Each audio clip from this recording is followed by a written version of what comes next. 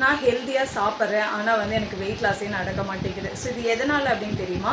So wait லாஸ்க்கான main சீக்ரெட்டே வந்து calorie deficit தான். ஓகேங்களா? அது என்ன கலோரி டிஃபிசிட் அப்படின்னா, சிம்பிளாக சொல்ல போனோம் அப்படின்னா, நீங்கள் உங்களோட பாடி யூஸ் பண்ணுற கலோரிஸை விட அதிகமாக நீங்கள் சாப்பிட்றீங்க அப்படின்னா உங்களுக்கு வந்து weight gain ஜாஸ்தியாகும்.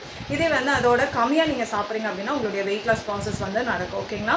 So weight loss and fat loss ரெண்டுமே வந்து டிஃப்ரெண்ட். ஓகேங்களா? ஸோ நம்மளுடைய கோல் வந்து வெயிட்டை குறைக்கிறது கிடையாது. ஓகேங்களா? அதாவது மசில் லாஸ் கிடையாது. ஓகேங்களா? ஸோ ஃபேட்டை குறைக்கிறது தான். ஓகேங்களா? ஸோ ஸ்லோ அண்ட் ஸ்டெடியாக கலோரி டிஃபிசிட் பண்ணுறப்போ ஃபேட் லாஸ் வந்து நடக்க ஆரம்பிக்கும். ஓகேங்களா?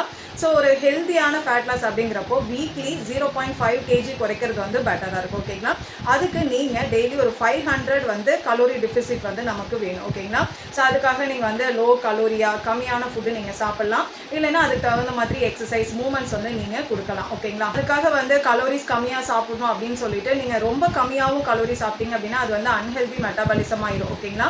ஸோ அதுக்கு வந்து லேடிஸ் அப்படின்னு பார்க்குறப்போ 1200 கலோரிஸ் வந்து நீங்கள் சாப்பிட்லாம். இதே மெயின் அப்படின்னு எடுக்கிறப்போ 1500 கலோரிஸ் பர் டேக்கு நீங்கள் சாப்பிட்லாம். ஓகேங்களா? ஸோ அதை விட ரொம்ப கம்மியாக நீங்கள் சாப்பிட்றப்ப என்ன ஆகுதுன்னா உங்களோட பாடி வந்து ப்ராப்பராக வந்து ஒர்க் அவுட் ஆகாது. ஓகேங்களா?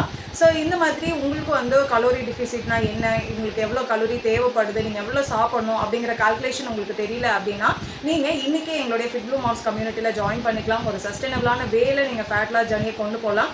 அதுக்கு நீங்கள் இன்றைக்கே வாட்ஸ்அப்புக்கு மெசேஜ் பண்ணுங்கள்.